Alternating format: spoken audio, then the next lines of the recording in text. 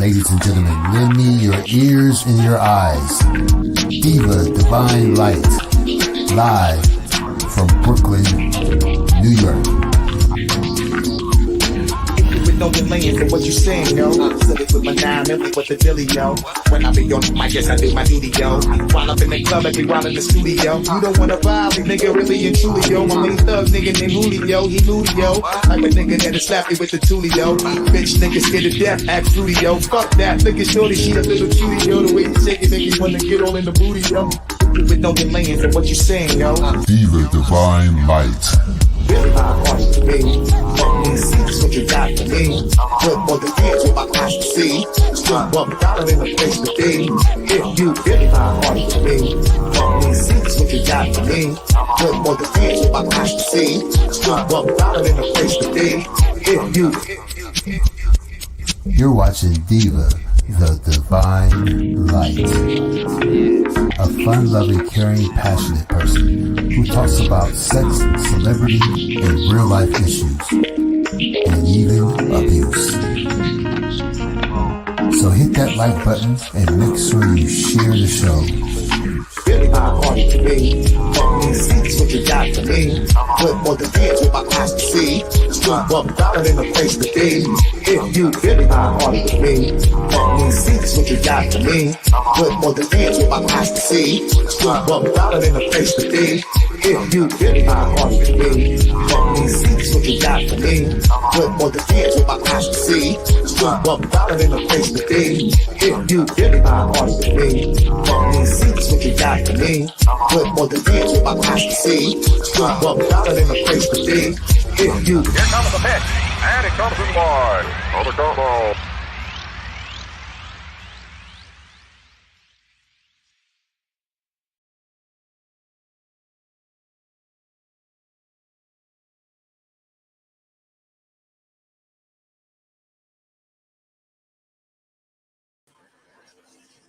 Hello, everyone. Welcome back, guys, and welcome to my newbies in the channel. Good evening, everyone. Good evening, Janice, and who was the other one here? NV1. Welcome, Janice. Welcome, NV1. Welcome, Angela. Welcome, guys. How's everyone doing tonight? Oh, I forgot to get my water. I'll be right back. Give me a second.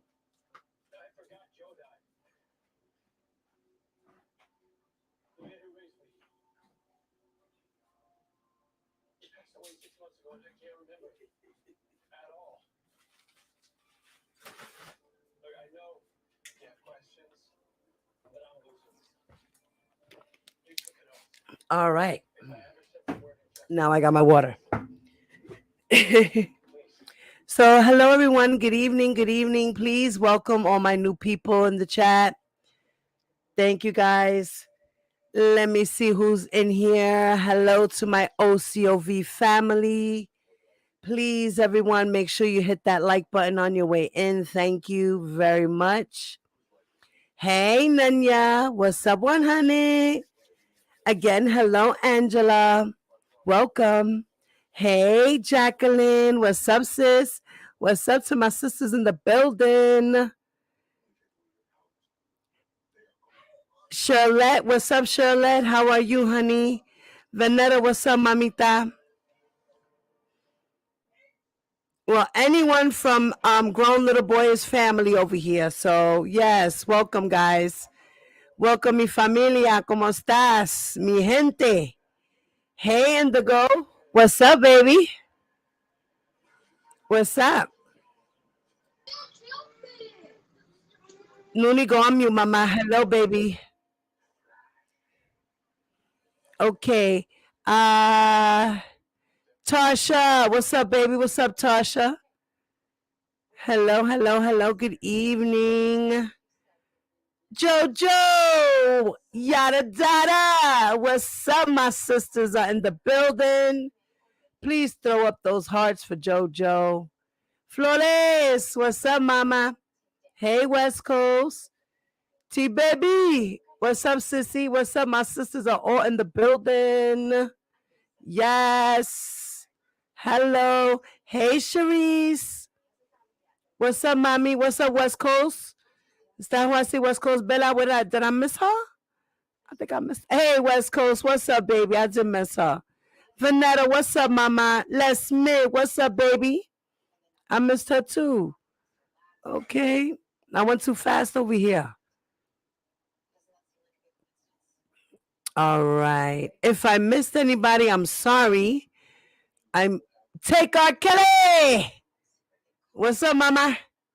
All right. Bev, what's up, Bev? I miss Bev too. Damn, I went really fast. Okay.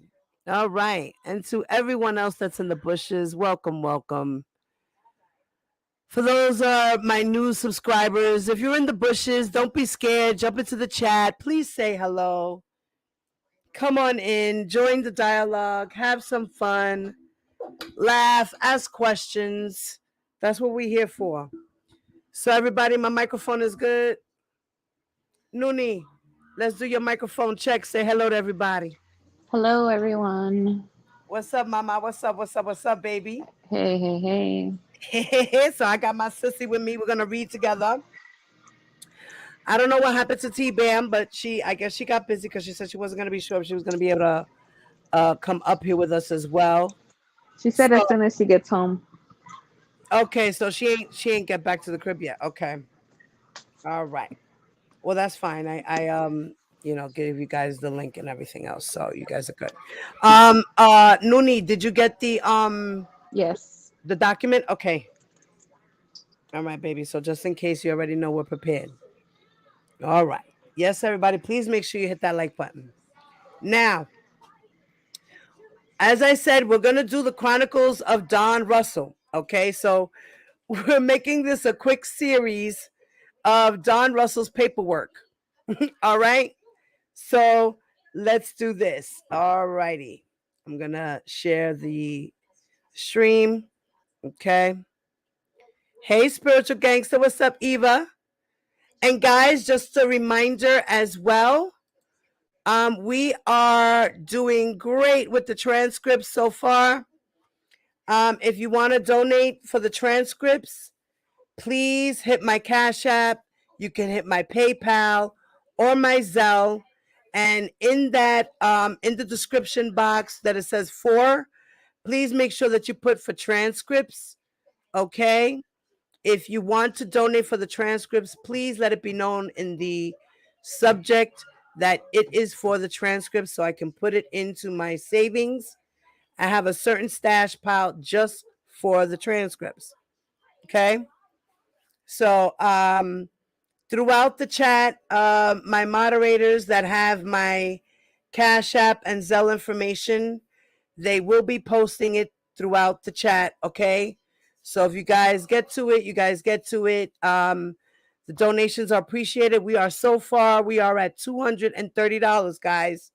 Okay. And as we know that this August trial is supposed to be about 4 weeks long. The last trial lasted 24 days. We had got 24 days worth of transcripts. That was like almost $4,000 worth of transcripts, guys. All right. So yeah. We got to do this collectively as a group so we can get it together and we can be there at the trial day by day without being there, so we did it for Eastern District of New York. I think we can do it for Chicago as well. Hopefully, our brother Atmos Love Zone. For those who don't know, please go subscribe to Atmos Love Zone. Hopefully, he will be doing the same thing and collecting money on his channel. Because what we will do is we will put our money together along with our brother Robert Keller, who has a Facebook group, a discussion group about R. Kelly and his trial. He helped out last year, as well with that. And hopefully now we can also get our brother Larry, Grown Little Boy. So guys, if you are new to my channel and you don't know these channels, please go subscribe to these channels. Moderators, if you get a chance, please put Atmos's his link in the chat, as well as Grown Little Boy's YouTube link in the chat. Okay, I want everybody to be able to follow each other. Also to put Tears, if she's not in here, put Tears' chat YouTube stream in here as well. And The Truth. Okay. So please, if you guys can, I need Atmos, I need Grown Little Boy, I need Tears, and I need Truth. All right. So if you can, guys, grab those for me, moderators. If you can, please do so. Thank you so much. And also, if you guys know my Cash App, my Zelle, telephone number, and all that information, please post it as well so people can grab that information as well. All right. So now that we got all that out the way, as we know, I'm going to say a reminder again, Don Russell's trial for the Southern District of New York, which is in New York City. It's not in Brooklyn, it's in New York City. And that starts July 18th. Okay. And his pretrial conference is on July 15th. So we have a lot of paperwork to get started on. I talked about some of it, earlier today, where they spoke about giving the questions to the jurors. So here in this one, the government is asking to request to the charge. So that means that they're going to speak about the charges and explain it. Okay. And me and Nuni, my partner over here, we're going to go through it. Let me go to my paperwork. All right, guys, I'm about to go off the screen, so I won't see the chat, y'all. But I do have my phone, so every so often I will go onto the phone and see what y'all talking about. And welcome once again to everyone who has just jumped into the building. Okay. All right. Go to the paperwork. Okay. The United States of America versus Donnell Russell. The government requests to charge. This was written by Damian Williams. The first one that we read for the questions for the juror was also by the government. This is another document by the government, okay, pertaining to his case. Now it says that pursuant to Rule 30 of the Federal Rules of Criminal Procedure, the government respectfully requests that the court include the following in its charge to the jury. Now, as we all know, jury charge means the instructions that are given to the jurors before trial starts. Okay? And these are the instructions that they have to go by to determine whether the person's guilty or not. And they have to go by what the instructions are. In these instructions, they also tell you about the law. So the judge tells you what the laws are and what to look for in a sense of how you will determine the person's guilty according to the charges.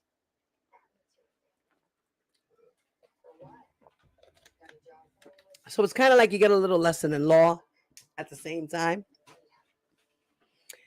So it says that the jury's general requests, right? So the government is requesting.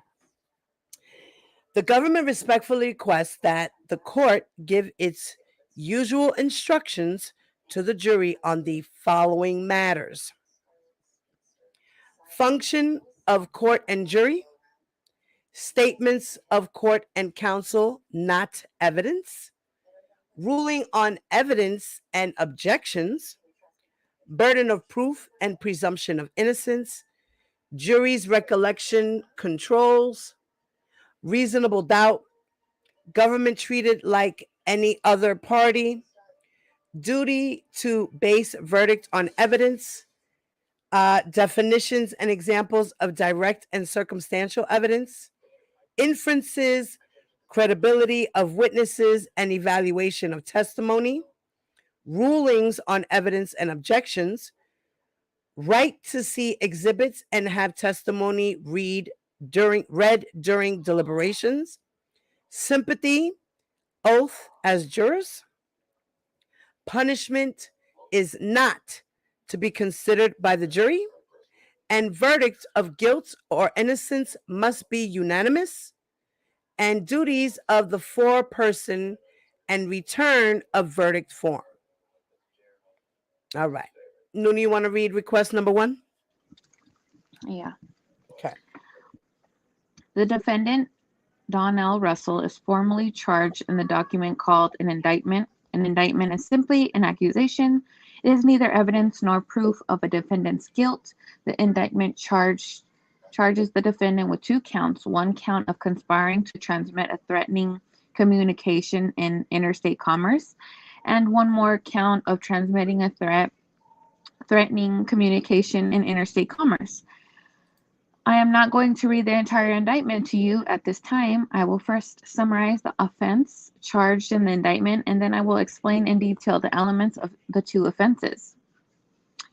Count 1 charges the defendant with conspiring to transmit in interstate commerce a communication containing a threat to injure the person of another, especially the defendant agreed with others to place an interstate call threatening the people attending a December 4th, 2018 screening of the document series entitled Surviving R. Kelly at a venue in New York called Newhouse Madison Square.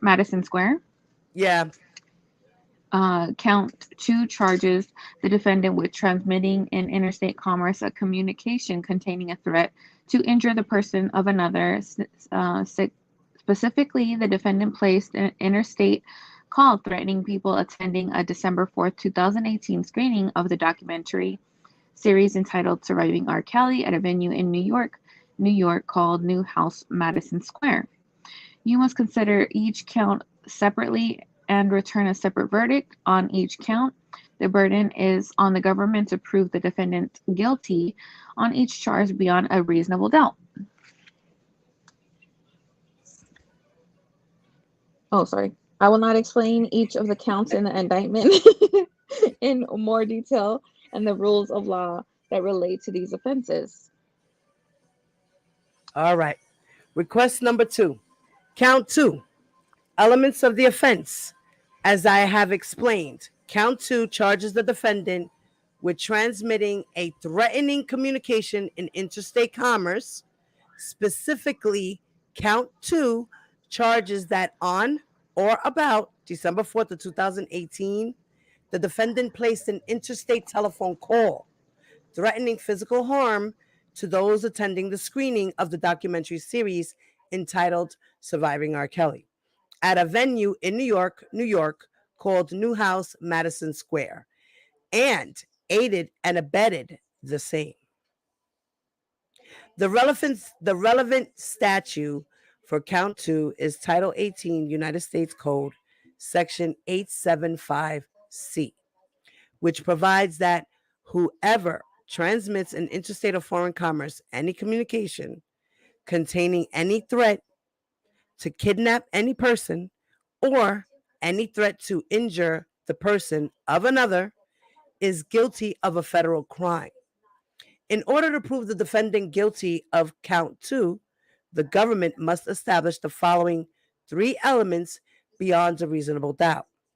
First, that the defendant threatened to injure another person as charged in the indictment. Second, that the threat has transmitted in interstate commerce. And third, that the defendant transmitted the threat knowingly and intentionally. Go ahead, Nuni.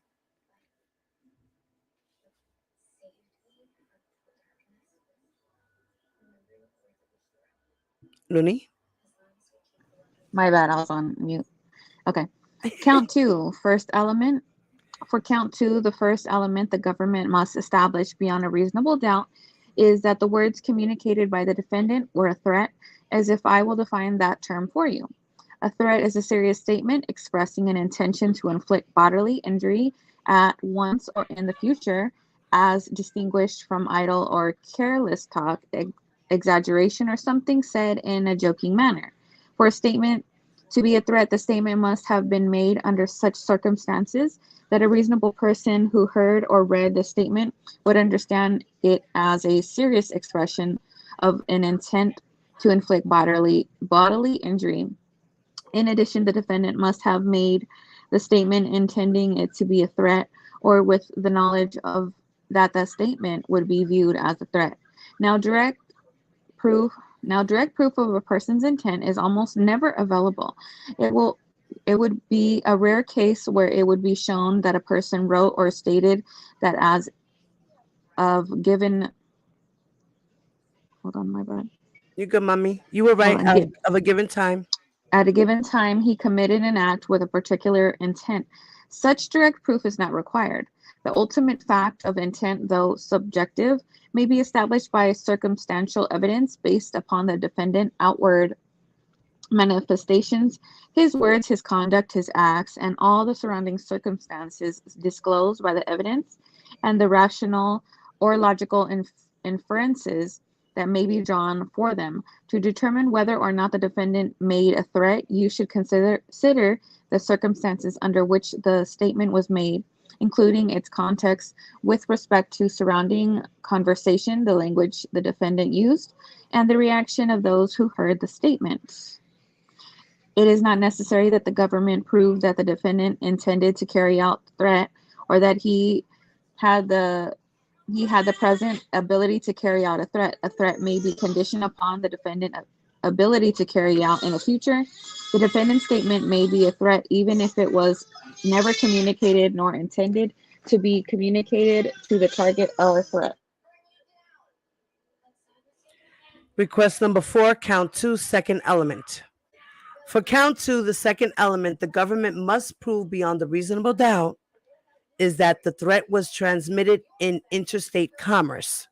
So to establish this element, the government must prove that the communication passed between 2 or more states as, for example, a telephone call between New York and another state.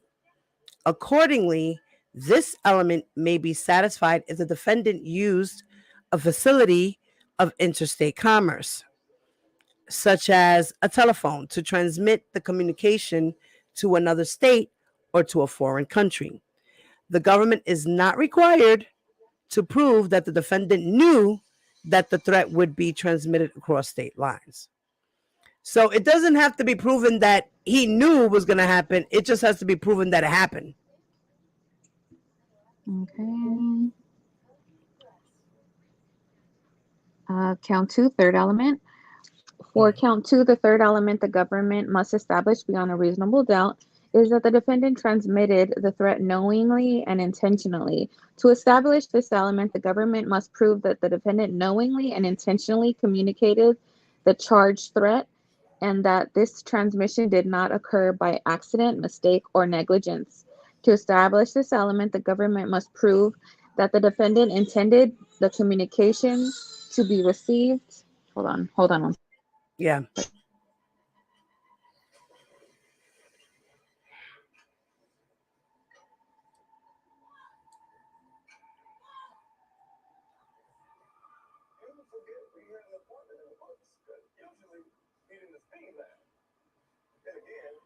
Okay.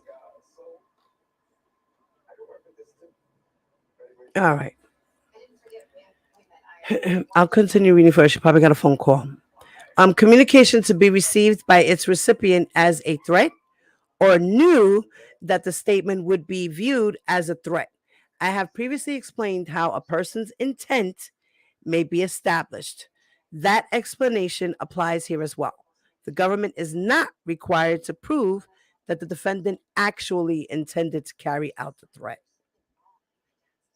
Okay, I'm So here. they don't. Okay, baby. What were you saying? They don't what? Go ahead. You can read number 6. I finished off 5. Go ahead. Okay. Aiding and abetting in connection with count 2, the defendant is charged with committing certain criminal acts and also with aiding and abetting the commission of those acts. A defendant can be convicted either if he committed the crime himself or if he aided and abetted the commission of the crime by one or more people. It is not necessary for the government to show that the defendant himself physically committed a crime in order for you to find him guilty. If you do not find beyond a reasonable doubt that the defendant physically committed a crime, you may, under certain circumstances, find him guilty of the crime as an aider or abettor. Aiding and abetting liability is its own theory of criminal liability.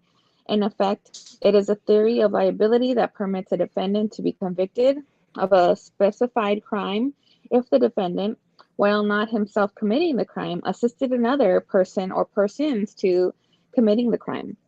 Under the federal aiding and abetting statute, whoever aids, abets, counsels, commands, induces, or procures the commission of an offense is punishable as a principle. You should give these words their ordinary meaning. A person aids and abets a crime if he knowingly does some act of for the purpose of aiding and or encouraging the commission of that crime with the intention of causing the crime charge to be committed. To counsel means to give advice or recommend. To induce means to lead or move by persuasion or influence as some action or state of mind. To procure means to bring out by unscrupulous or indirect, unscrupulous. unscrupulous, Yeah, you know that tongue, you know. Hey, you gotta say or it slow. or indirect means to cause, means to bring something about, to affect something. In other words, it is not necessary for the government to show that the defendant himself physically committed the crime charge in order for you to find him guilty. This is because a person who aids and abets another to commit an offense is just as guilty of the offense as if he committed it himself. Therefore, you may find the defendant guilty of the offense charged in count 2 if you find beyond a reasonable doubt that the government has proven that another person actually committed the offense with which the defendant is charged, and that the defendant aided and abetted the person in the commission of the offense. Additionally, a defendant may aid and abet a crime collectively committed by 2 or more people, including the defendant himself. The division of labor between 2 or more people committing a crime has no significance. A strategy of you take that element, I'll take this one, would free neither party from criminal liability. Thus, even if no one individual has personally committed or even assisted with all elements of the offense, if you find that the government has proven beyond a reasonable doubt that the defendant and 1 or more people collectively committed all of the elements of the offense, and the defendant has the requisite intent, then you may find the defendant guilty of that crime. As you see, the first requirement is that the crime charged with crime was committed. Obviously, no one can be convicted of aiding and abetting a crime if no crime was committed. But if you do find that the crime was committed, then you consider whether the defendant aided and abetted the commission of the crime. In order to aid and abet another to commit a crime, it is necessary that the defendant willfully and knowingly associated himself in some way with the crime, and that he willfully and knowingly sought by some act to help make the crime succeed. Pause for a second. Now you see where it talks here about aiding and abetting, and it explains to you the whole thing of aiding and abetting. That's exactly what happened in the Eastern District of New York with R. Kelly and Demetrius Smith. Even though he might not have done it himself, but he was there to aid and abet the crime of bribery. So he knew what was going to happen. Even though he didn't personally take money out his pocket and give it to Demetrius Smith to pay the person, he still knew what was going on. He was down with the scheme of the thing. So I just wanted to break that down and explain to everybody that's why R. Kelly was charged with the bribery charge, because he was there aiding and abetting, and he knew that the crime was going to take place, and he knew why they were doing what they were doing. And that was to what? Protect his image and his brand. Go ahead, Nuni, you can continue. The mere presence of a person where a crime is being committed, even coupled with knowledge by the person that a crime is being committed, or the mere acquiescence, Acquiescence.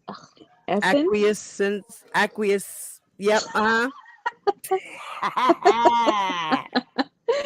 by a person Acquiescence. I can't even say that word, girl. Go ahead. acquiescence by a You said it better than person me.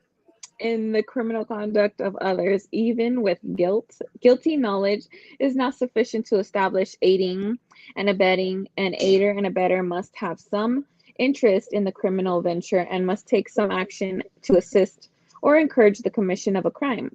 To determine whether the defendant aided and abetted the commission of a crime with which he is charged, ask yourself these questions. 1. Did the defendant participate in the crime charged as something he wished to bring about? 2. Did the defendant associate himself with the criminal venture knowingly and willfully? 3. Did the defendant seek by his actions to make the criminal venture succeed? If he did, then the defendant is an aider and abettor, and therefore guilt of the offense.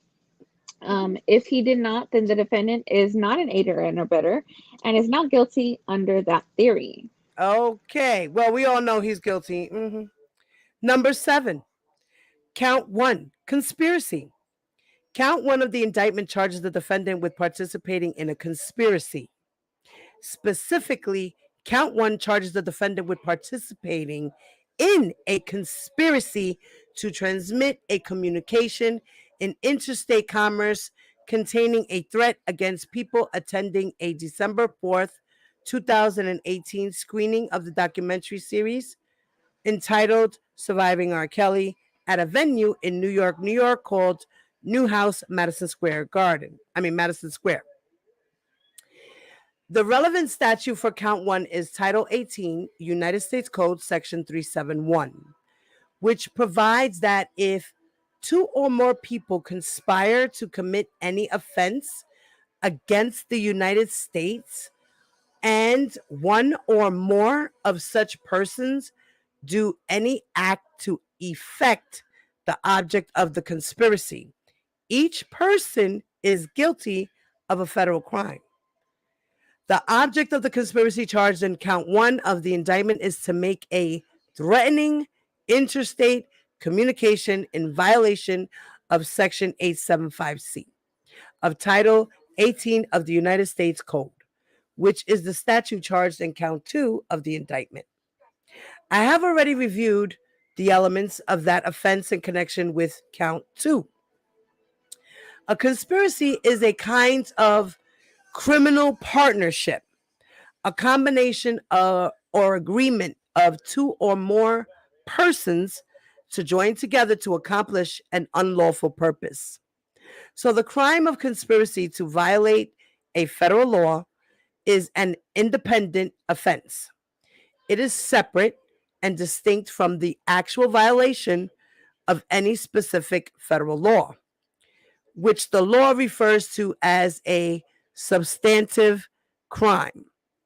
The crime of conspiracy is complete once the unlawful agreement is made. The defendant enters into it and an overt act occurs. If a conspiracy exists, even if it should fail in its purpose, or if achieving its purpose was impossible, it is still punishable as a crime. Indeed, you may find the defendant guilty of conspiracy to commit an offense, even though the substantive crime or crimes which were the object of the conspiracy were not actually committed, or were not successful, or were impossible to achieve. Congress has deemed it appropriate to make conspiracy, standing alone, a separate crime. This is because collective criminal activity is believed to pose a greater threat to the public safety and welfare than individual conduct, and increases the likelihood of success of a particular criminal venture. Count 1, elements of the offense. To sustain its burden of proof with respect to the charged conspiracy, the government must establish beyond a reasonable doubt of the following 3 elements. First, the existence of the conspiracy charged, that is, an agreement or understanding to violate one or more laws of the United States. Second, that the defendant knowingly and willfully became a member of the conspiracy you are considering.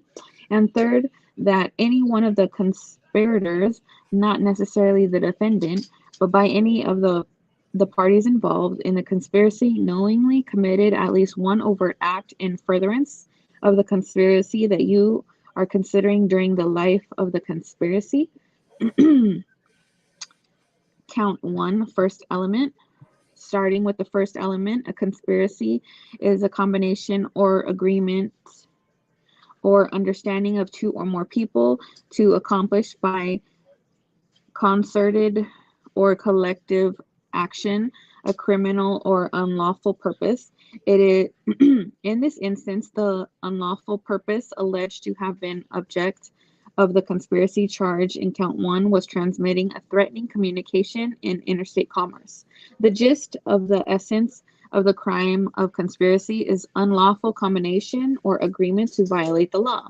As I mentioned earlier, the ultimate success of the conspiracy or the actual commission of the criminal act, which is the object of conspiracy, is not relevant to question of whether the conspiracy existed. The conspiracy alleged here is the agreement to commit the crime, and it is an entirely distinct and separate offense from the actual commission of the crime.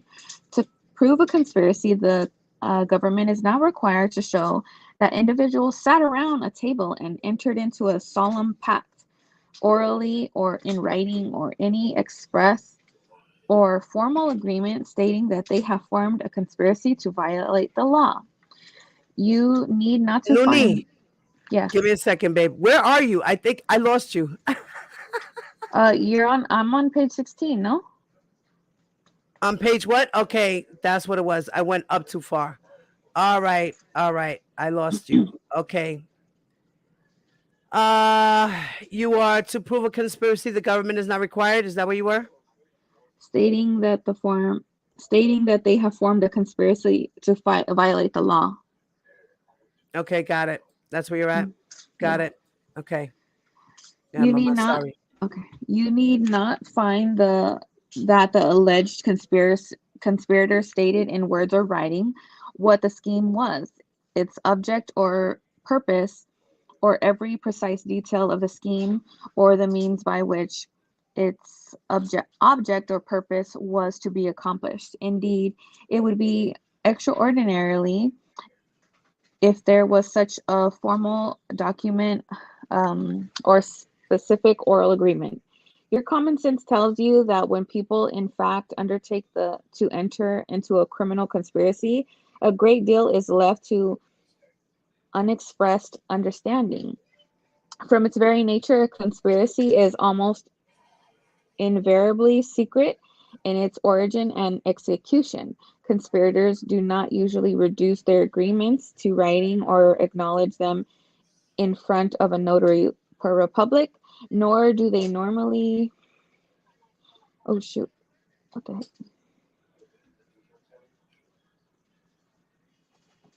Hold on, my bad. Go ahead, baby. It's fine. Hold on. Normally, publicly broadcast their plans. Thus, you may infer the existence of a conspiracy from the circumstances of the case and conduct of the parties involved.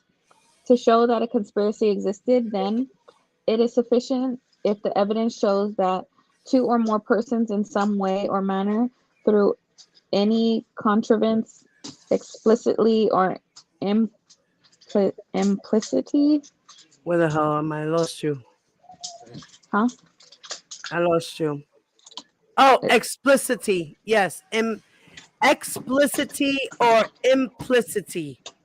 Implicity came to an understanding to violate the law and to establish an unlawful plan. Express language or specific words that are not required to indicate assent or attachment to a conspiracy.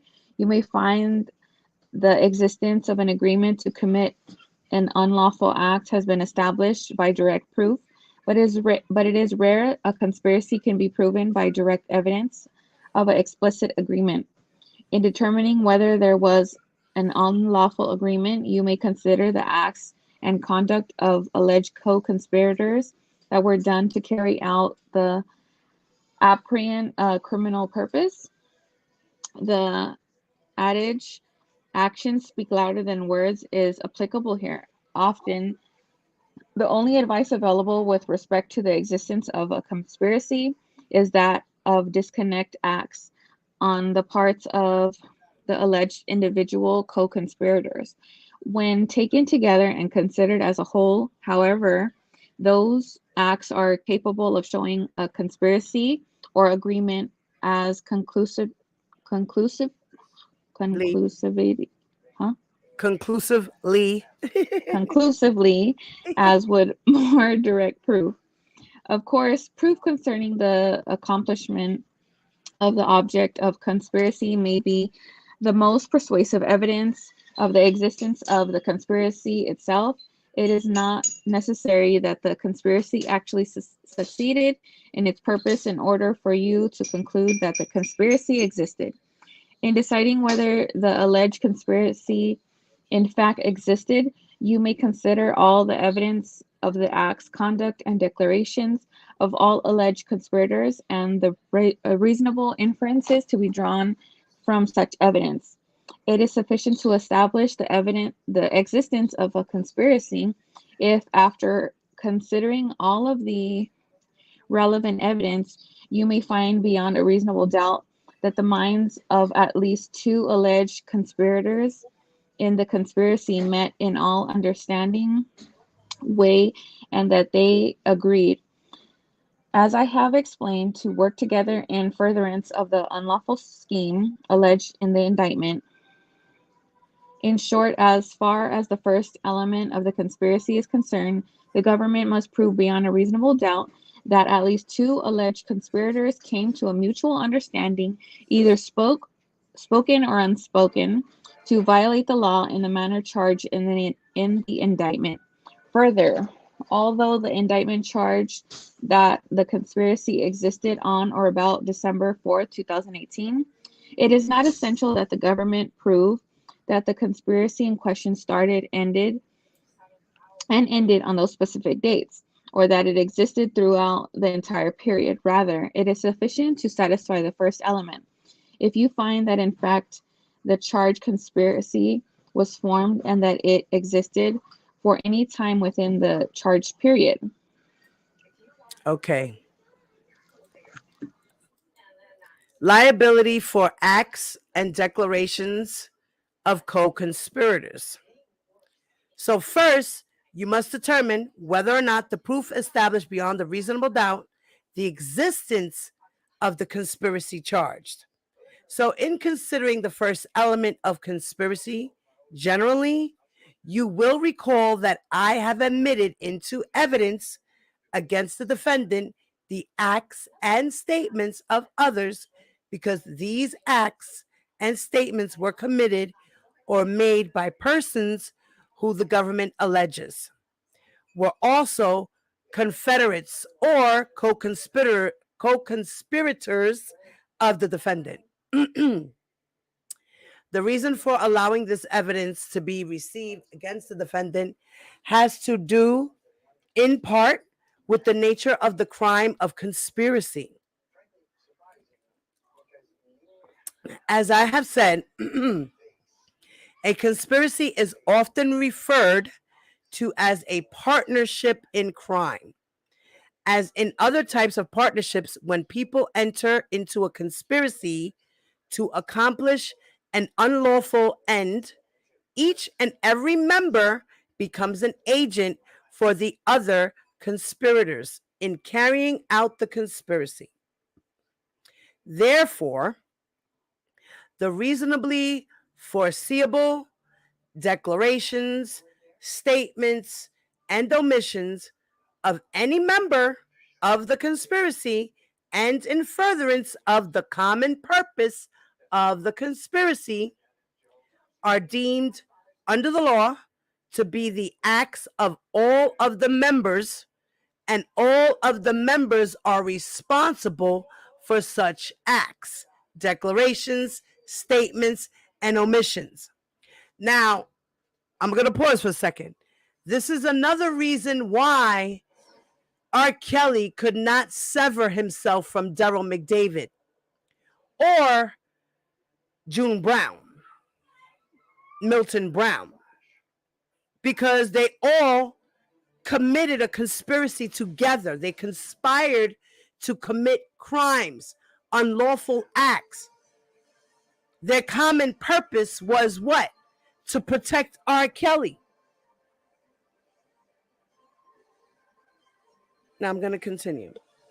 If you find beyond a reasonable doubt that the defendant was a member of the conspiracy charged in the indictment, then any acts done or statements made in furtherance of the conspiracy by a person also found by you to have been a member of the same conspiracy may be considered against the defendant. So that is so even if such acts were committed or such statements were made in the defendant's absence and or without his knowledge. You ready, Luni? Yes. Oh, okay. Object of the conspiracy. The object or objects of a conspiracy is the legal goal or goals that the co-conspirators agree or hope to have achieved. The indictment here charges that the conspiracy alleged had the object of transmitting or threatening communication in interstate commerce, specifically the placement of an interstate telephone call to threaten physical harm to those attending the December 4, 2018 screening of the document series entitled Surviving R. Kelly at a venue in New York, New York. I have already described the law with respect to the object of the charged conspiracy in connection with count 2. Are you gonna do or you want me to? Yeah, I'll do it. Request number 11, count 1, second element. If you conclude that the government has proven beyond a reasonable doubt that the conspiracy you are considering existed, then you must next determine the second question: whether the defendant participated in that conspiracy with knowledge of its unlawful purpose and in furtherance of its unlawful objective.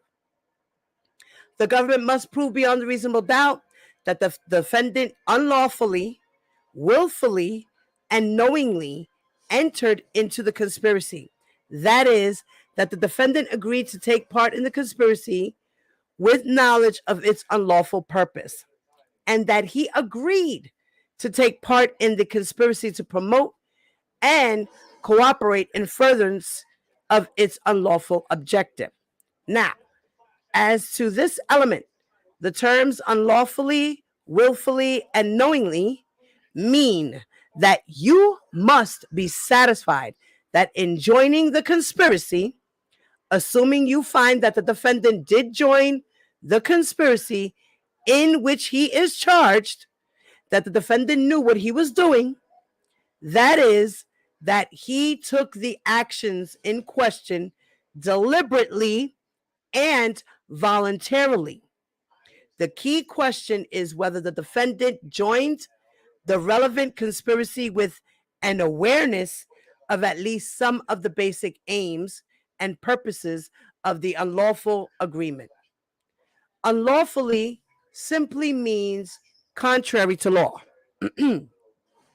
A defendant needs to not have known that he was breaking any particular law or any particular rule.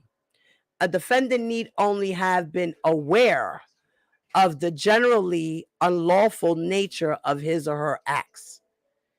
An act is done knowingly and willfully if it is done deliberately and purposefully. That is, a defendant's acts must have been the product of his conscious objective rather than the product of mistake, accident, mere negligence, or some other innocent reason. Now, knowledge is a matter of inference from the proven facts. Science has not yet devised a manner of looking into a person's mind and knowing what that person is thinking. However, you do have before you the evidence of certain acts and conversations alleged to have taken place involving a defendant or in his or her presence.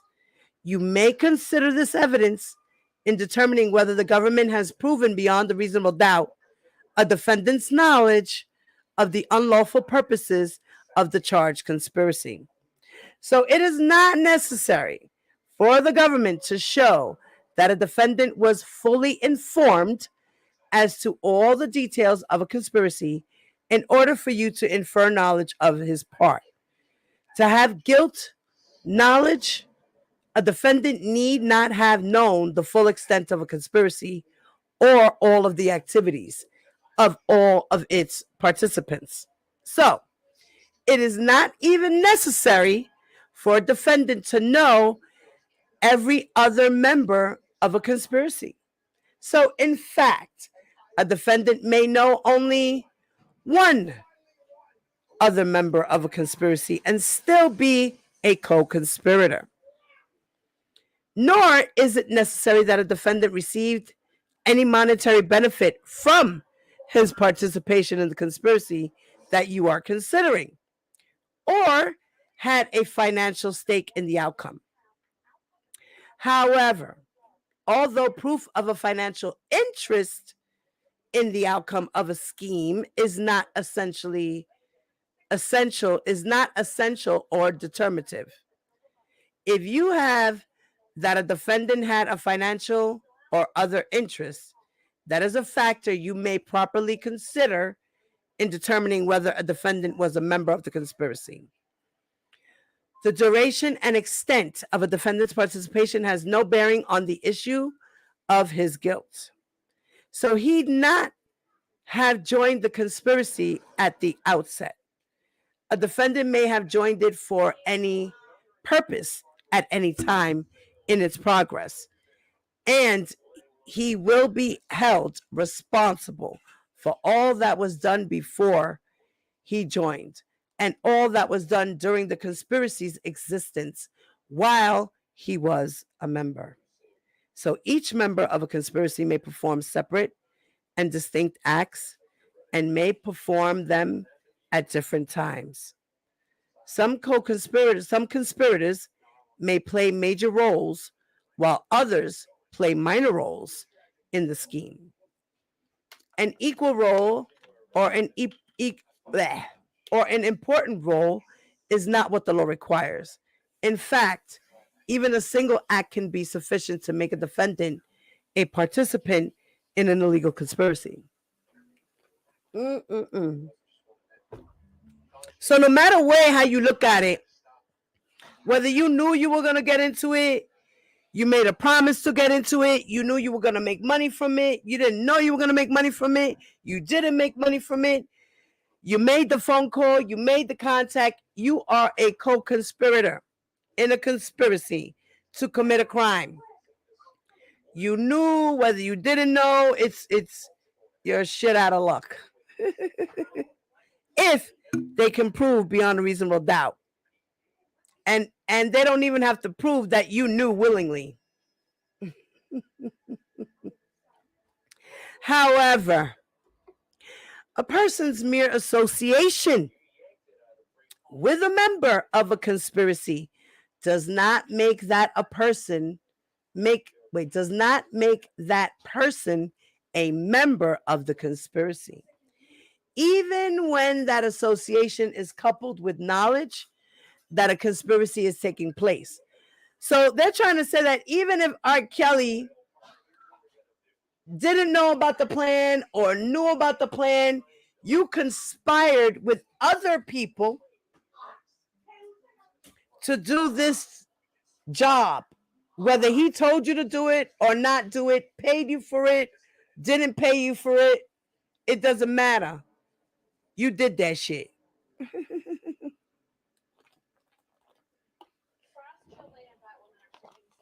So, mere presence at the scene of a crime, even coupled with knowledge that a crime is taking place, is not sufficient to support a conviction. So, in other words, knowledge without agreement and participation is not sufficient. What is necessary is that a defendant participated in the conspiracy that you are considering with knowledge of its unlawful purposes and with an intent to aid in the accomplishment of its unlawful objectives. It is not required that the government show that the co-conspirators also knew that they were violating some particular federal statute. The questions of a co-conspirator's intent is a question of fact that you are called upon to decide. So, just as you determine any other fact at issue, the ultimate facts of knowledge and criminal intent, though subjective, may be established by circumstantial evidence based upon a person's outward manifestations, his or her words, his or her conduct, his or her acts, and all the surrounding circumstances disclosed by the evidence and the rational or logical inferences that may be drawn therefrom. Circumstantial evidence, if believed, is of no less value than direct evidence. In sum, a defendant with an understanding of the unlawful nature of the conspiracy may have intentionally engaged, advised, or assisted in the conspiracy for the purpose of furthering an illegal undertaking.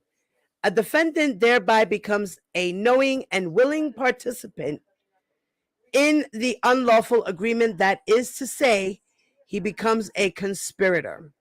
A conspiracy once formed is presumed to continue its objective, is accomplished, or until there is some affirmative act of termination by its members.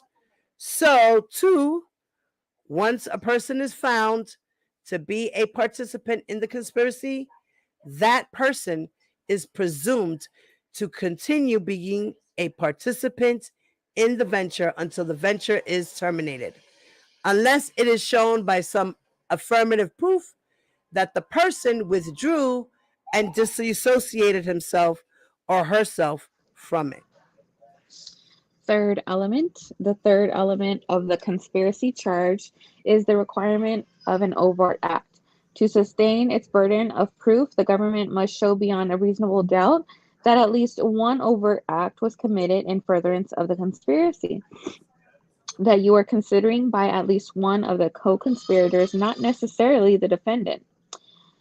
The purpose of the overt act requirement is that there must have been something more than a mere agreement. Some overt step or action must have been taken by at least one of the conspirators in furtherance of the conspiracy. In other words, the government must show that the agreement went beyond the mere talking stage. It must show that at least one of the conspirators actually did something in furtherance of the conspiracy. With respect to the overt acts for count one, the indictment reads as follows. The court is respectfully requested to read the overt acts listed under count one of the indictment. In order for the government to satisfy the overt act requirement, it is not necessary for the government to prove any of the overt acts alleged in the indictment. Indeed, you might find that overt acts were committed which were not alleged at all in the indictment. In short, it is sufficient for the government to show that the defendant or one of his alleged co-conspirators knowingly committed an overt act in furtherance of the conspiracy during the life of the conspiracy. In that regard, you should bear in mind that you need not teach unanimous agreement unanimous agreement on whether a particular overt act was committed in furtherance of the conspiracy. You just need to know that to all agree that at least one overt act was committed. In addition, you should bear in mind that the overt act standing alone may be an innocent, lawful act. Frequently, however, an apparent innocent act sheds its harmless character if it is a step in carrying out, promoting, aiding, or assisting the conspiratorial scheme. You are therefore instructed that the government act does not have to be an act which, in and of itself, it is criminal or an objective of the conspiracy. Request number 13. Venue. In addition to proving the essential elements of each crime charge beyond a reasonable doubt, the government must also establish as to each charge. Thank you, Mom. To each charge what is called venue. In other words, that some act in furtherance of the charge you're considering occurred in the Southern District of New York. The Southern District of New York includes all of Manhattan and the Bronx. So that's why they're charging him in the Southern District of New York, because the acts were committed in all of Manhattan and the Bronx. So these acts committed happened in Manhattan and in the Bronx. So that's why he has charges in the Southern District of New York. And then he has the same charges in the Eastern District, and it's because of venue. Okay? Give me a second, guys. Let me just... Okay. All right. Sorry, I had to spray my husband down. It is sufficient to satisfy the venue requirement if any act in furtherance of the crimes charged occurred with the Southern District of New York, as I have described it to you.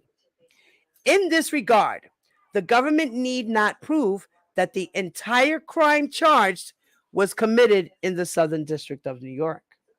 So venue can be proper even if a defendant never sets foot in the district in question, but instead made a telephone call to and or from an individual in that district as part of the offense.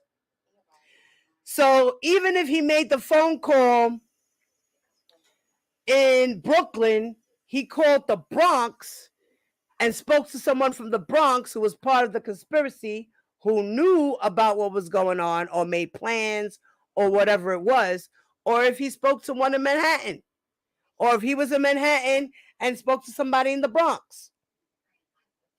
That's how that goes. So that's why they're talking about venue. It doesn't even matter.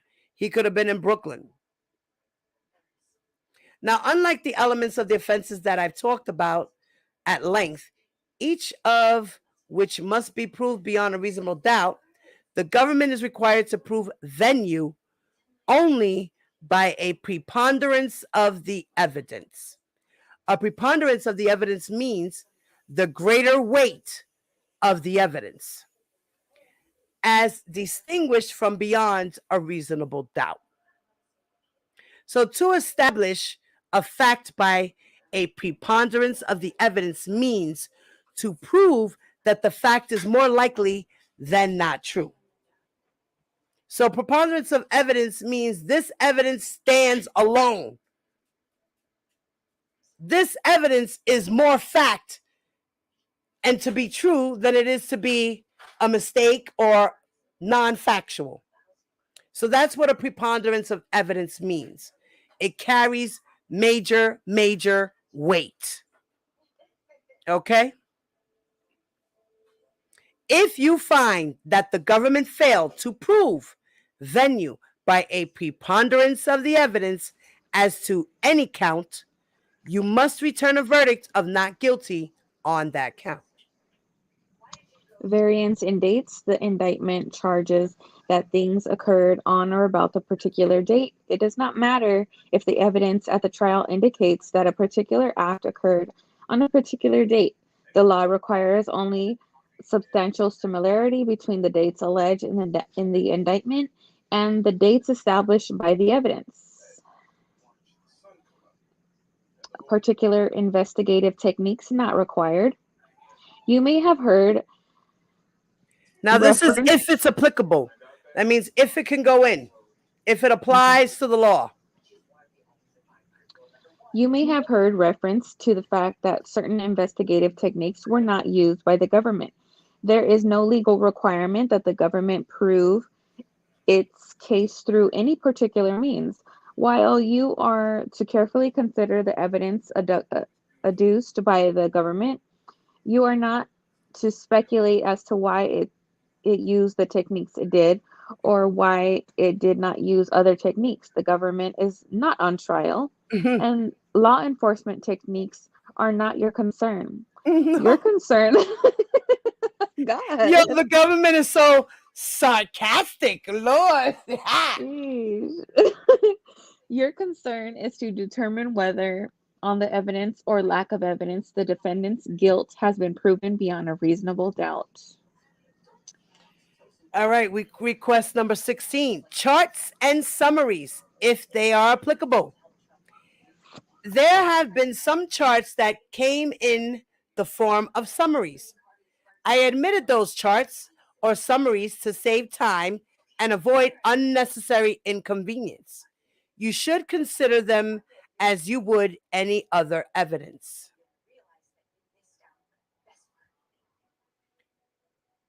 Request number 17, testimony of law enforcement officers and government employee witnesses. So, if applicable, in other words, if they allow this evidence in and it applies to the law, you have heard testimony of law enforcement officers and employees of the government. The fact that a witness is in law enforcement or a government employee does not mean that his or her testimony is entitled to any more or any less weight than the testimony of anybody else. So at the same time, defense counsel is allowed to try to attack the credibility of such a witness on the grounds that his or her testimony may be colored by a personal or professional interest in the outcome of the case. It is your decision, after reviewing all the evidence, whether to accept the testimony of the law enforcement or government employee witness and to give that testimony the weight you find it deserves. Anoni. Okay. Testimony of experts, if applicable. You have heard testimony from what we can call an expert what we can call an expert witness or witnesses. An expert is a witness who, by education or experience, has acquired learning or experience in a specialized area of knowledge. Such witnesses are permitted to give their opinions as to relevant matters in which they profess to be an expert and give their reasons for their opinions. Expert testimony is presented to you on the theory that someone who is experienced in that field can assist you in understanding the evidence or in reaching an independent decision on the facts. Now, your role in judging credibility applies to experts as well as to other witnesses. You should consider the experts' opinions that were received in evidence in this case and give them as much or as little weight as you think they deserve. If you think, if you should decide that the opinion of an expert is not based on sufficient education or experience or on sufficient data, or if you should conclude that the trustworthiness or credibility of an expert is questionable for any reason, or if the opinion of the expert is outweighed in your judgment by other evidence in the case, then you might disregard the opinion of the expert entirely or in part. On the other hand, if you find that the opinion of an expert is based on sufficient data, education, and experience, and the other evidence does not give you reason to doubt the expert's conclusion, you may be justified in relying on his or her testimony. Stipulations, if they're applicable. In this case, you have heard evidence in the form of stipulations of testimony. A stipulation of testimony is an agreement among the parties that, if called as a witness, the person would have given certain testimony. You must accept as true the fact that the witness would have given that testimony. It is for you, however, to determine I lost my spot. To determine the effect to be given to that testimony. You have also heard evidence in the form of stipulations of fact. A stipulation of fact is an agreement among the parties that a certain fact is true. You must regard such agreed facts as true. It is for you, however, to determine the effect to be given to any stipulated fact. Preparation of witness, if applicable. You heard evidence during the trial that witnesses had discussed the facts of the case and their testimony with the government lawyers, the defense lawyers, or their own lawyers before the witness appeared in court. Although you may consider that fact when you are evaluating a witness's credibility, I should tell you that there is nothing either unusual or improper about a witness meeting with lawyers before testifying, so that the witness can be aware of the subjects he or she will be questioned about. Focus on those subjects and have an opportunity to review relevant exhibits before being questioned about them. Among other things, this sort of consultation helps conserve your time and my time. Indeed, it would be very unusual or very surprising for a lawyer to call a witness without such consultation, provided, of course, that the witness is willing to talk to them. The weight you give to the fact or the nature of witnesses' preparation for testimony and what inferences you draw from that are matters completely within your discretion. Persons not on trial, request number 21. Some of the people who may have been involved in the events leading to this trial are not on trial. You may not draw an inference, favorable or unfavorable, from the fact that any person in addition to the defendant is not on trial here. So you also may not speculate as to the reasons why other persons are not on trial. Those matters are wholly outside your concern and have no bearing on your function as jurors. Uncalled witnesses equally available. There are several people whose names you have heard during the course of the trial who did not appear as witnesses. I instruct you that both sides that had equal opportunity or lack of opportunity to call any of them. Therefore, you should not draw any inference or reach any conclusions as to what they would have said had they been called. Their absence should not affect your judgment in any way. You should, however, remember my instruction that the defendant is not obliged in a criminal case to call any witnesses or to produce any evidence. Request number 23. Evidence obtained searches. You heard testimony about evidence that was seized in connection with certain searches or seizures conducted by law enforcement, and in particular of electronic evidence obtained pursuant to court-approved search warrants. All of the evidence in this case, including the evidence obtained pursuant to those searches, was lawfully obtained. Nobody's rights were violated, and the government's use of that evidence was completely lawful. Whether you approve or disapprove of the use of searches to obtain evidence should not enter into your deliberations. I instruct you that the government's use of that evidence is perfectly proper and lawful. Therefore, you're obliged to give that evidence your full consideration, along with all the other evidence in the case, as you determine whether the government has proved its case count by count beyond a reasonable doubt. However, as with other evidence, it is for you to determine what weight, if any, to give such evidence. Transcripts, if applicable. Audio recordings of various communications have been admitted into evidence, and transcripts of those recordings have been made available as aids to you. I instruct you that it is the audio recordings of the communication that is evidence. The parties have stipulated that the transcripts of the conversations are accurate and admissible as evidence.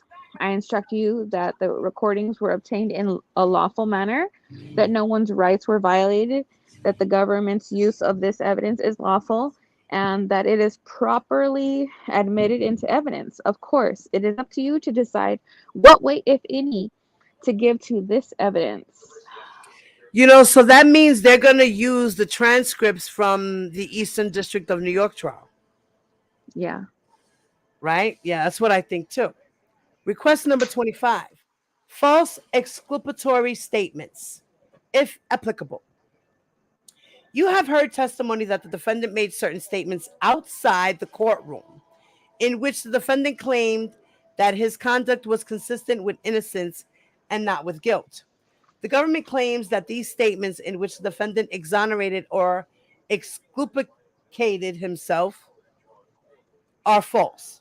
If you find that the defendant gave a false statement in order to divert suspicion from himself, you may, but are not required to, infer that the defendant believed that he was guilty. You may not, however, rely on this evidence alone to support a finding of guilt. Whether the defendant's statement does or does not show that he believed himself to be guilty, and the significance, if any, to be attached to any such evidence are matters for you, the jury, to decide. Redaction of evidentiary items. There are several exhibits that were admitted that have redactions. That means some part of the exhibit has been covered over or blacked out. The material was redacted because there was an appropriate legal reason for doing so. You are to concern yourself only with the part of the item that has been admitted into evidence, and you should not speculate about what was redacted. We got 6 more pages, Noonie. All Okay, right. you want me to read this one too? Because that one was short. Yeah, I'll do this one right now, Mama. Request number 27, defendant's testimony. Requested only if the defendant testifies. So these are the instructions in case if Don Russell decides to testify. So the government respectfully requests that the court include the following instruction in its general instruction on witness credibility, rather than as a separate instruction. So the defendant in a criminal case never has any duty to testify or come forward with any evidence. This is because, as I have told you, the burden of proof beyond a reasonable doubt remains on the government at all times, and the defendant is presumed innocent. In this case, the defendant did testify, and he was subject to cross-examination like any other witness. You should examine and evaluate the testimony just as you would the testimony of any witnesses. Defendant's right to not testify, if requested by defense. The defendant did not testify in this case. Under the Constitution, he had no obligation to do so. He had no obligation to present any evidence, and it is because it is always the government's burden to prove a defendant guilty beyond a reasonable doubt. That burden is always the government's throughout the entire case. It never shifts to the defendant. The defendant is never required to prove innocence. You may not attach any significance to the fact that the defendant did not testify. You may not draw any inference against him because he did not get on the witness stand. You may not consider that against the defendant in any way. Request 29. Concluding remarks. Your function is now to weigh the evidence in this case and to determine whether the prosecution has proven the defendant guilty beyond a reasonable doubt with respect to each count in the indictment.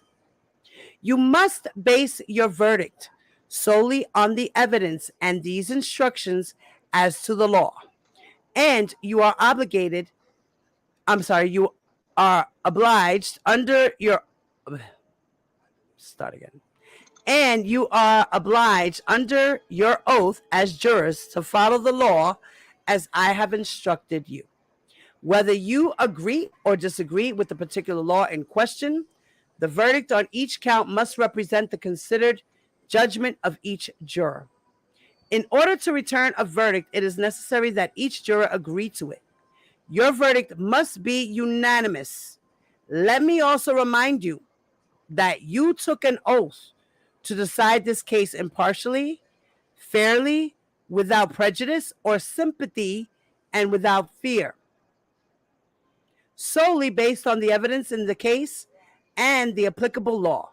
Under your oath as jurors, you are not to be swayed by sympathy. You are not to be guided solely by the evidence presented during the trial and the law as I have given it to you. Without regard to the consequences of your decision, you have been chosen to try issues of fact and reach a verdict on the basis of the evidence or lack of evidence. If you let sympathy interfere with clear thinking, there is a risk you will not come to a just result. Both sides are entitled to a fair trial. You are to make a fair and impartial decision so that you come to a just verdict. It is your duty as jurors to consult with one another and to deliberate with a view to reaching an agreement. If you can possibly do so without violence to individual judgment, each of you must decide the case for his or herself, but do so only after an impartial after an impartial discussion and consideration of all the evidence in the case with your fellow jurors. In the course of your deliberations, do not hesitate to re-examine your own views and change an opinion if you become convinced it is erroneous. But do not surrender your honest conviction as to the weight or effect of evidence solely because the opinion of your fellow jurors. If you are divided, do not report how the vote stands. And if you have reached a verdict, do not report what it is until you are asked in open court. In conclusion, ladies and gentlemen, I am sure that if you listen to the views of your fellow jurors and if you apply your own common sense, you will reach a fair verdict here. Do not deliberate unless all 12 of you are in the jury room. Remember that your verdict must be rendered without fear, without favor, and without prejudice or sympathy. You are free to select any foreperson you like. The foreperson will preside over your deliberations and will be your spokesperson here in court. That is simple for convenience, and it gives him or her no greater authority, and his or her vote has no greater weight than that of any other juror. All of the exhibits will be given to you, either in digital or hard copy format, near the start of deliberations. You may ask for the transcripts of portions of the testimony, but please keep in mind that if you ask for any portions of the testimony, the court reporter must search through his or her notes.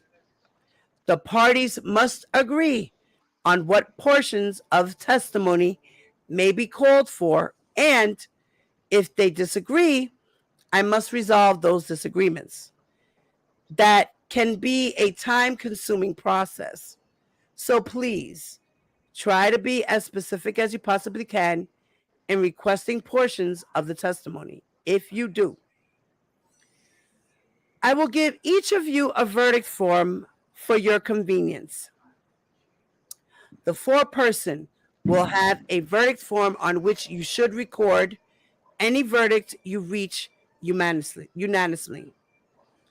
Members of the jury, I am going to ask you to remain seated briefly while I confer with counsel to see if there are any additional instructions that they would like to have me give to you. Because there is a possibility that I might find it proper to give you such additional instructions, I ask that you not discuss this case while seated in the jury box. In submitting these requests to charge, the government reserves the right to submit additional or modify requests at or near the close of evidence. Respectfully submitted, Damian Williams, and he's the United States Attorney. And then the Assistant United States Attorney are Peter and Laura. And this was dated on June 27th of 2022. Whew, Lord. Amen. Hallelujah. We did that, girl. We did that. We did that in an hour and 20 minutes. I gotta go back. Hold on. I just did something. Darn it to heck. I just messed up. Hold on. I threw a paperwork that. Okay. There we go. All right. So mañana, tomorrow, I will come back with another part of Don Russell, the Chronicles of Don Russell and R. Kelly. All right. And the next one is going to be the government's motions in limine. So the government again came in with a motion. All right. So that is that, guys. I'm going to stop sharing my screen. All right, y'all. Now, before we go, I wanted to introduce to you guys another video with Don Russell. Just give me a moment. Babe, do me a favor. Hook me with another cigarette. Thank you, my love. I love you. Stop wetting me. Why are you wetting me? It's not wet. It's splashed. You're splashing me. Why are you splashing me? Stop splashing me, motherfucker. You guys are too cute. Ave María, le jodón, que chacho, que he's cute. Yeah, he's coming over here to splash me, tú sabes, you know. Splish splash. He's trying to be cute. All right. Where the heck is the video? Okay, give me a second, guys. Bear with me. All right. Where the heck is it? Oh gosh. All right, give me a second, y'all. Give me a second. Bear with me. So that we just read were the jury charges. Okay. Oh, where the hell? Okay, let me see. Maybe it's on that. Let me see if I can. Okay, I can find it under here. All right. I wanted to show Nick at night. Thank you, my love. Dame uno. Give me a second. But her interview is about 2 hours long. Like, she's doing a whole 2-hour complete interview with him. I don't know if y'all want to watch this. I don't want her to strike me either. Yeah, she will. Right. So, I do have, where is,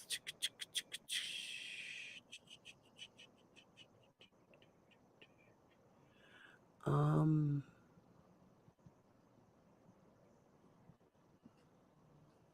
right. So you know what? I'm going to do this one here then. All right. Okay. Now, I'm going to present to you guys this video here of Don Russell outside of the cigar box claiming that he is R. Kelly's manager. And this interview here, particularly, Will Eady had stated that he was very upset that this interview was done because it was done while they were in the cigar box. And Don Russell was saying what he was saying. And the guys went up to him, were like, yo, this dude is out here talking all this crap, saying this, that, and the third. Y'all got to check him. And after that, R. Kelly, he said, didn't trust him after that, but he told Will Eady to trust him at the moment. Like, it was just so weird. I don't know. Don Russell is a weirdo for me. What do you think, Noonie? Hell yeah. He's like a groupie, right?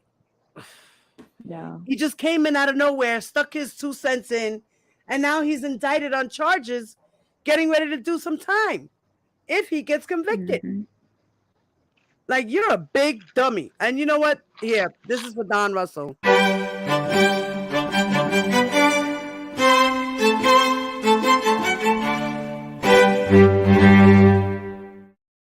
Yeah. He's a groupie. Yep. He's definitely a groupie. Star 67. Right. What an idiot.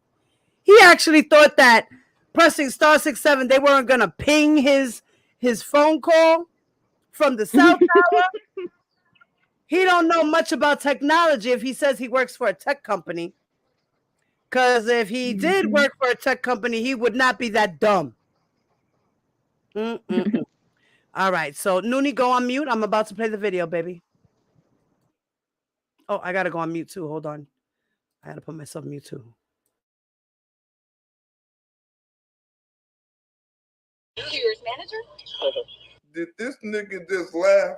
He like, hell no, bitch, don't get me involved in that shit. I'm some other shit. No one's heard his side. What's he say? Well, he picked the wrong nigga to tell it. After this interview, R. Kelly, your spokesman gonna need a spokesman. That's not bad choices. I mean, he's a survivor. Well, now that nigga is the perpetrator. This is a young guy. This is a guy, an older man who was, at the age of 8, molested by his sister for 8 years, and who told him she would kill him if he told his mother. What the fuck do that got to do with him marrying Aaliyah and having sex with little underage girls? I mean, so you got to realize, I mean, that's your sister. Who any of us have been through that? No. I mean, so you don't know what it feels like to go through that for 10 years of your life. It's in his book. He wrote the book, Solar Coaster. That's his book, and all this is in there. Nigga, is you trying to explain his side, or are you trying to sell a book? Wait a minute. On second thought, nigga, that's a good way to promote his book. I mean, this nigga got to start selling something. So does that excuse any of the alleged behavior? Absolutely not. So why in the fuck is you talking about it? I mean, but this is not a man who lets anybody in any of his events. So now you're going to try to blame it on the club. This is not a man who I've ever seen go out and target a certain type of individual. Nigga, you know that's a lie. Take my glasses off so I can see what you're saying. Nigga, you should have left them motherfuckers on. Now they really gonna see your ass lying. But to what you were saying he was young and his sister was that age. Does he feel... His sister was 10 years older than him. Right, a teenager. Right. But I'm saying perhaps it's the age of his alleged victim. Right. Say it again. Nigga, you heard what the fuck she said. Nigga, you was sending it right along with her. But that's about the age of his alleged victim. Yeah, I mean, so what should be, who he should be in the room with is psychiatrist, not police. No, nigga, what he should have been in the room with is grown women, not little girls. You supposed to see a psychiatrist before all this shit happened, not after all this shit happened. I mean, you know what I mean? And we know how the industry is. If you snort coke, they're going to put that in front of you. If you like women, they're going to put that in front of you. So he liked it, little girls, and they put that in front of him. So now you saying it was the people that were surrounding R. Kelly fault. He doesn't card anybody coming to his events. Oh, so now it's a security fault. Nigga, how many people is you gonna put this on? Okay, fuck it. We're gonna leave the club out of this. Nigga, what about the high school? He wasn't going to that school because he was targeting somebody. He had a teacher, Lena McGuinn, who actually taught him how to play the piano and taught him about music and a lot of things. So he had to go back to the same high school to get music lessons? So he wasn't going there targeting anybody. He was going to learn more about his craft. He's perfected his craft. We all know that's some bullshit because he could have invited that grown-ass woman to his house instead of him going to the school with all them goddamn kids. But the white people don't want to hear that shit. Have sex with 14-year-old girls? Absolutely not. That's not what this man went into anything to do. Is he hypersexual? That's a question you ask him. R. Kelly, you done got the wrong motherfucking spokesperson. After this interview, nigga, you finna get hit with an extra charge. But that didn't stem from him being someone that goes out to do that. What happened to him put him in that position. You're 8 years old. Yo, He was right. He said, R. Kelly, with this nigga being your spokesman, you gonna catch another charge. And he did a RICO charge. Yo. Shout out to I forgot his name. Wait, what's his name again? Shout out to Black Rosebud. Yo, he did that shit. I didn't even subscribe to the brother. How about that? Let me subscribe to him. Shout out to him, y'all. I'm about to put his video in the chat. Please go and like his video. Thank you guys. Leave a comment for him and subscribe to his channel. Thank you, Black Rosebud, for this commentary. I think it was funny as hell. You did that shit. Shout out to you. Let me scroll that a little bit. Let me scroll just a little bit more. We all know that's some bullshit because he could have invited that grown ass woman to his house instead of him going to the school with all them goddamn kids. But the white people don't want to hear that shit. Have sex with 14-year-old girls? Absolutely not. That's not what this man went into anything to do. Is he hypersexual? That's a question you ask him. R. Kelly, you done got the wrong motherfucking spokesperson. After this interview, nigga, you finna get hit with an extra charge. But that didn't stem from him being someone that goes out to do that. What happened to him put him in that position. You're 8 years old. Somebody's taking advantage of you. What do you think is going to happen as a result of that? See what I'm saying? R. Kelly, this nigga said you done unto others what was done unto you. This nigga gonna get your ass locked up again. After hearing this shit, they gonna fuck around and revoke your bail. Why do niggas always say they know a nigga character by the shit that they been through themselves? Question is, did he have sex with 14-year-old girls willingly or unwillingly? Absolutely not. I mean, I can say that with all my heart. I lost my daughter. What the fuck do you losing your daughter got to do with R. Kelly fucking little girls? Niggas always say that shit. I mean, so for me to sit here and think that somebody, I'm gonna be around somebody who's targeting young women, I'm not gonna do that. I got kids myself. Why would I hang around a child molester? Nigga, you don't know he a child molester until the shit happened to your kids. I mean, so, for the fact of the matter is, he's not the person that these women that are out here targeting men of high stature to validate themselves. That's just not who he is. What about the videos? I mean, the videos exist, but you think. So how in the fuck is they gonna lie on him when they got video evidence to prove it? About this. Back in those days, Mike Tyson went to jail for what? Because he can prove what happened in that room, right? So, yeah, okay, and? So he's not taping videos because he gets something off of me. He can have sex every day if he wanted to. He's R. Kelly. So you got to think about that. The only way to prove that it was consensual, maybe it would have been taken. Wait a minute, nigga. Did you just say what I thought you said? The only way for him to prove it was consensual was for him to tape it? Nigga, that's what got his ass in trouble in the first place. Taping it. I don't give a fuck if they consent or not, nigga. That's not what he chose to do. That's what he was advised to do on some occasions. Wait a minute, nigga. He was advised to put the girls on tape to make sure it was consensual? Is that why that 14-year-old girl was talking about her 14-year-old pussy? Well, his advisor and his spokesperson both need their ass kicked. You said something about R. Kelly being scared. Wouldn't you be? Yeah, because in prison, it ain't going to be no 12 play. It's going to be a whole lot of foreplay. I'm asking you, how's he doing? You said right now, he's in his comfort zone. He spent some time with close friends who know him and know that he's not capable of that. Nigga, is that a subliminal way to say he's spending time with himself? Because everybody know he done this shit. R. Kelly know who he is after all that? Actually, he's never been no more than Robert Sylvester Kelly. R. Kelly. I thought you said the only way for him to prove it was consensual was for... Okay, and? So he's not taping video about this. Back in those days, Mike Tyson went to jail for what? Because he can prove what happened in that room, right? So, yeah, okay, and? So he's not taping videos because he gets something off of me. He can have sex every day if he wanted to. He's R. Kelly. So you got to think about that. The only way to prove that it was consensual, maybe it would have been taken. Wait a minute, nigga. Did you just say what I thought you said? The only way for him to prove it was consensual was for him to tape it? Nigga, that's what got his ass in trouble in the first place. Taping it. I don't give a fuck if they consent or not, nigga, they're 14. He wasn't. That's not what he chose. That's what he was advised to do on some occasions. Wait a minute, nigga. He was advised to put the girls on tape to make sure it was consensual. Is that why that 14-year-old girl was talking about her 14-year-old pussy? Well, his advisor and his spokesperson both need their ass kicked. You said something about R. Kelly being scared. Wouldn't you be? Yeah, because in prison it ain't gonna be no 12 play. It's gonna be a whole lot of foreplay. I'm asking you, how's he doing? You said right now he's in his comfort zone. He spent some time with close friends who know him and know that he's not capable of that. Nigga, is that a subliminal way to say he's spending time with himself? Because everybody know he done this shit. R. Kelly know who he is after all that? Actually, he's never been no more than Robert Sylvester Kelly. R. Kelly is a brand, and a lot of people make money off that brand. Yeah, everybody but him apparently. He's an aged brand. He's not like Nike. His attorney says his finances are a mess. Well, you know what? Anybody has been targeted in as much conspiracy as he has, of course their finances is going to be a mess. Or paid off as many non-disclosures as that nigga. And watch these white people make this nigga incriminate his own motherfucking self. To that point, you said you were around him. They always had his people around him who made him feel better.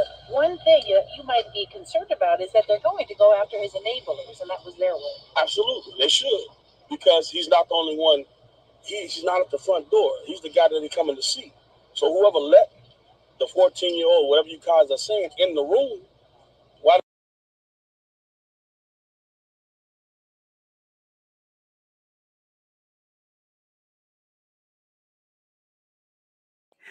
Don Russell, you're an enabler too. That's why your ass got locked up. They won't let you out. And like T-Bam said, Don, you killing me with this shit, man. You killing me.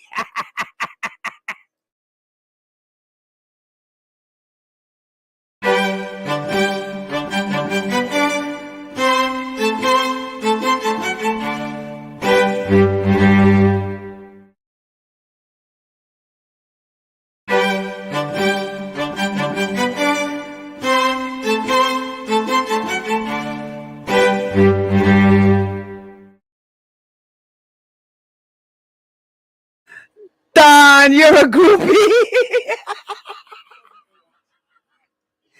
Don's a groupie. Get the hell out of here, boy.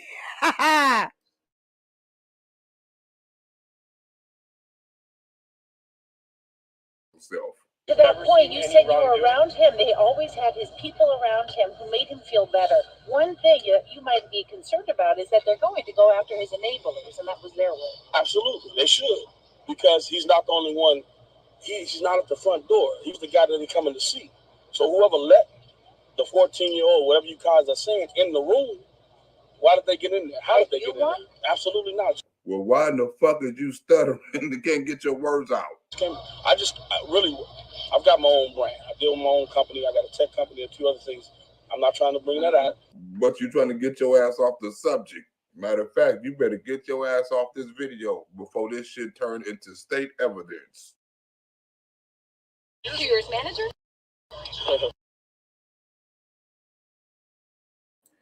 The best interview ever. Don Russell, my husband said, why that nigga? He just threw R. Kelly under the bus all the way under the jail.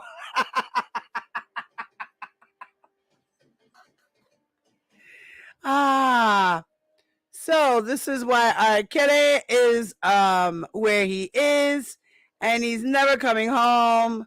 Sorry for you. Don Russell just made him a coffin under the jail. He just made him a what? He made him a coffin. He made him a coffin in jail. Okay. He's gonna get a wooden box. David said he's getting a wooden box. Oh man. Ring the alarm. I be damned. Don done talk RSK, another case. Is this real life?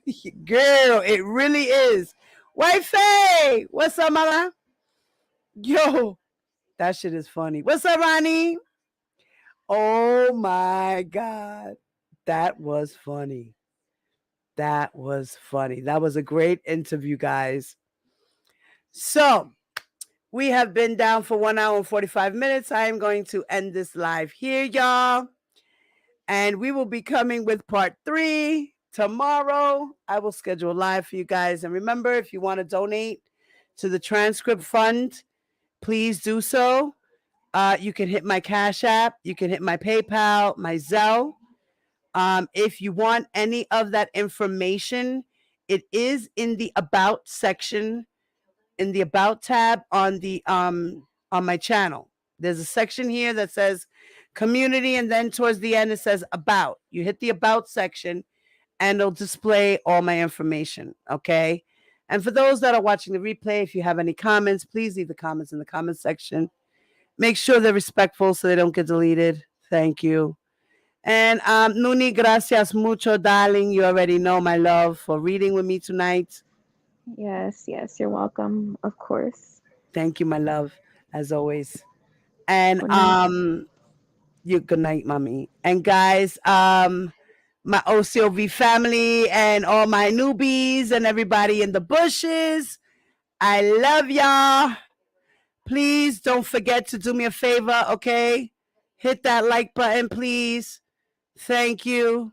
And as I said, you guys can donate to the transcript fund, my Cash App, my PayPal, or my Zelle. The information is in the About section. And Diva Divine Light is out. Peace.